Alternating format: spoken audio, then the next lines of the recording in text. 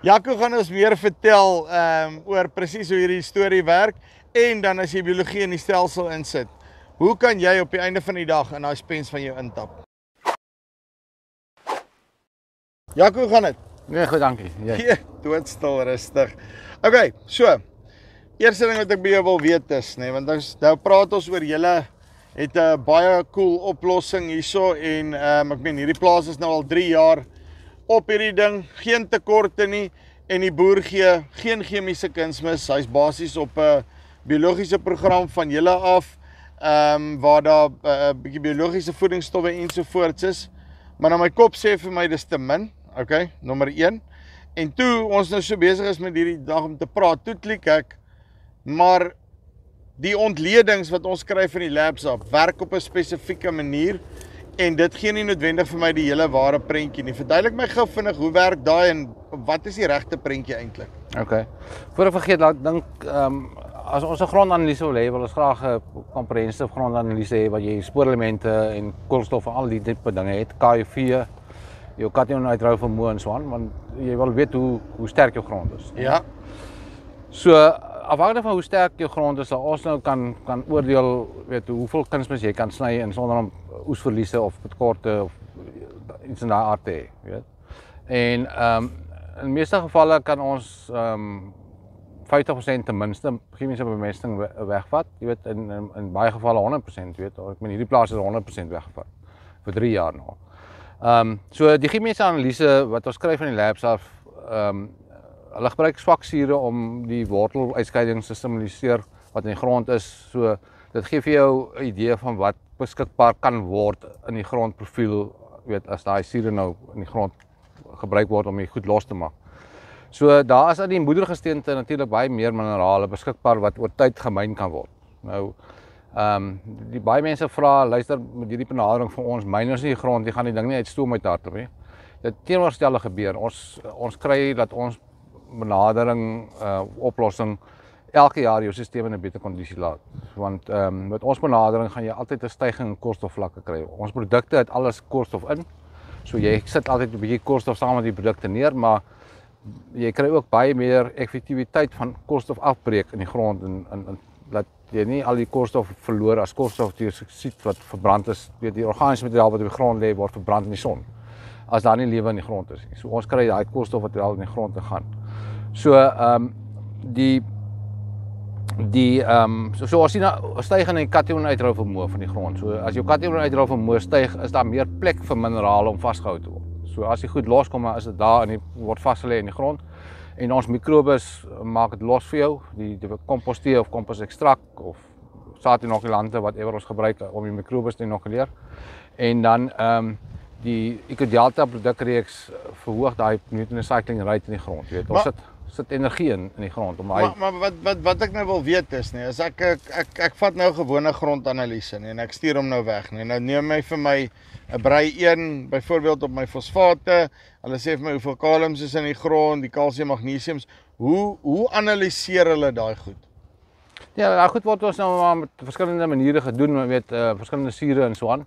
So daar verskillende labs het verskillende tegnieke en so aan, so mense moet nou kyk wat se tegniek hulle gebruik en daai resultaat interpreteer volgens dit, jy weet. Maar soos ek het verstaan, simuleer hulle half dit wat die wortel kan opneem. Ja. Hulle simuleer dit half en sê okay, right, luister hier's hoeveel vrylik beskikbaar is. Dit is wat jou plant waarskynlik sal kan opneem van wat in jou grond is ek reg? Ja, so byvoorbeeld hulle gebruik nou een manier is asetaatsuur om die goed op te los. Wat nou 'n ligterige suur is wat soortgelyk aan 'n wortel tipe van suur is wat die wortels afskei. Maar daar weet dit kan net 'n fraksie van die goed losmaak, jy weet. So daar is natuurlik nog baie wat kan loskom in die grondprofiel. Maar daar vas sit en ook afhangende van hoe sterk jou grond is, hoe meer sit daar dalk op die einde van die dag vas. Spens is nou groter, ja. Ja. So dit is nogals, jy weet, die as jy daai grondminerale regstel met 'n grond, jy gebruik obviously chemie om dit reg te stel, so jy kaliumsulfaat of wat ook al jy gaan gebruik of kalk of whatever om dit reg te stel. Maar wat ons benader wat ons dan on top of dit doen is ons maak net daai goed meer los vir jou. En weet dis in 'n plantbruikbare vorm los gemaak, so die plante kan dit makliker opneem En ons eie voeding wat ons gee vir die plante is direk opneembaar. So dit is 'n baie lae dit kos nie vir die plant energie om ons produkte om te skakel in plantbruikbare produkte nie, want dit is klaar omgeskakel. So die plant is baie effektief om die goed te gebruik, jy weet. So ons kan met relatief min minerale regkom. Want die minerale wat ons gee is in molekulêre verbindings vasgevang wat die plant direk kan opneem en gebruik, jy weet. So ons gee tipies gewoonlik 'n tiende van wat die konvensionele benadering gee, maar jy moet onthou die konvensionele benadering is 80% oneffektief. So jy kry maar net 20% eintlik in jou plant en 10% van daai 20% verloor jy weer deur die blare. So jy sit ek op die einde van die dag met 10% wat jy werklik gebruik in die grond ag deur die plant. Ons kry ook natuurlik baie stikstofversasie wat plaasvind. Daar's natuurlik bakterieë in die grond wat stikstof uit die lug uithaal en omskakel in nitrate en ammoniums wat die plant dan kan opneem of in aminosure as dit deur die mikrobe gaan. So weet 'n stikstoffiksasie is 'n energie-intensiewe proses. Jy weet in die meeste landboustelsels kort energie. Jy weet energie wat Dis net soos 'n ding soos die rhizobiums op sojaboontjies en daai tipe van goeters waar hy basies jy het 'n ding wat stikstof punt uit die atmosfeer uit of so, maar is daar ander organismes wat dit ook doen wat nie noodwendig 'n peelplant is nie. Ja, wat hulle noem vrylewende stikstofwinders wat nou nie 'n plant nodig het om te lewe nie. Ja. So hulle gebruik dis basies net 'n bakterie wat 'n sekere naam het wat daar's 'n klomp van hulle wat dan nou die stikstof uit die atmosfeer wat 70% stikstof is. En hoe losser jou grond is, hoe meer suurstof het jy in jou grond, jy weet in lug in jou grond, jy weet. So dan kan daai proses ook natuurlik baie makliker plaasvind, jy weet. Daai stikstoffiksasie gebeur. Is dit deel van die organismes wat julle aan met die kompostees en daai goeders introduce binne in die stelsel? Ja, verseker ja. So as die kompostees het 'n klomp van daai goed in. Wat dan nou daai funksies verrig vir jou van stikstoffiksasie en mineralisasie en al daai tipe van dinge. So wat jy vir my wil sê is even though julle die grond myn, is daar baie om gemyn te word. Nie net dit wat op my papier staan van die lab af nie, nê. Ja, hoe meer klippe jy het, hoe meer dit myne. Maar ja, so die groot ding is jy wil net jou stelsel funksioneel kry. As jy nie 'n funksionele stelsel het, kan jy so min wegkom so ons nou wegkom nie, want ons stelsels is funksioneel. En deur die stelsels funksioneel te maak, kan jy met so min wegkom en 'n pragtige oes kry en goeie kwaliteit kry. Want ek meen as jy nou heeltyd stikstof gaan die meeste boere ding as 'n ding geel is, hy het stikstof nodig, gee stikstof, jy weet. Maar stikstof was nie 'n limiting factor nie, energie is 'n limiting factor by boerderystelsels. En min mense besef dit. Partykeer as ons nou partykeer op plekke kom waar daar nog weet die blare nou nie die regte kleur is na ons mening nie, ons doen 'n sapanalise. Is dit weinig dat stikstof die probleem is. Jy wil in elk geval op 'n sapanalise bitter min nitrate en ammoniums hê. Jy wil hê alles met 'n totale stikstof hê. As die goed in 'n totale stikstof is, dan beteken dit daai omskakelingseffek werk in die plant, jy weet, en dan gaan jou plant nie siektes hê nie. As jou nitrate hoog is, gaan jy baie siektes hê. En jou rakleeftyd gaan swak wees. So, ja. So op die einde van die dag wat jy vir my wil sê is ek moet 'n ordentlike stelsel vestig in die grond, amper die besigheid half gekickstart kry, want op hierdie stadium moet ons daai ding half sinteties aanvul, die stelsel met 'n sekere gedeelte.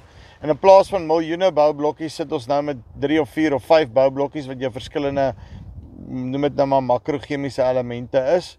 En dis dit. Maar as ons al daai tekortkominge kan invul met 'n funksionele stelsel, is dit op die einde van die dag 'n ding wat my volhoubaar winsgewend sal laat boer op my plaas. Ja, ek meen die oudste boere wat ons nou het op die benadering is 5 jaar. Nee, en ons kry tonnenmate oor 100 ton op daai appels en pere boere, jy weet, in jaar 4 en 5, jy weet. So dis nie dat die stelsel, ek weet nie, dink sal ons nou al uitgehardloop uit Woema uit as dit nou die geval was. So die hele ding is omdat ons nou die hele benadering 100% omgekeerd van chemie. En dis hoekom die ding suksesvol is, want met die chemiese benadering takel jy jou stelsel af. Met ons benadering bou jy jou stelsel. So jou stelsel is elke jaar in 'n beter kondisie voor. Right, dit is Jaco van EcoSoil. Okay, dit is altyd interessant om met hom te praat want dan gaan my kop weer hier in 'n ander rigting in totaliteit, nê. Nee. Okay, so hulle is al vir die afgelope 20 jaar besig. As jy gewonder het, ek kom nie van gister af nie. Met 'n paar boere gepraat. Ja, en seer hoog en laag by hierdie storie. Kyk hoe lyk die drywe hier agter. Geen tekorte. en hulle het die totaliteit hulle chemiese kunsmis gesny nou al vir 3 jaar. Ek het 'n paar goeie goed hier gesien. Ek gaan hulle fyn dophou in die toekoms, maar as jy hulle belangstel, is dalk net 'n manier hoe jy weer winsgewend kan word op jou plaas. Liedjie bo of jy onder, dat hulle vir jou kom kuier, kyk hoe die goed by jou kan inpas. Gee dit 'n try, doen 'n proef en dan sal jy self sien of dit kan werk. Dis die van Farm Spice af, tot volgende keer. Groete.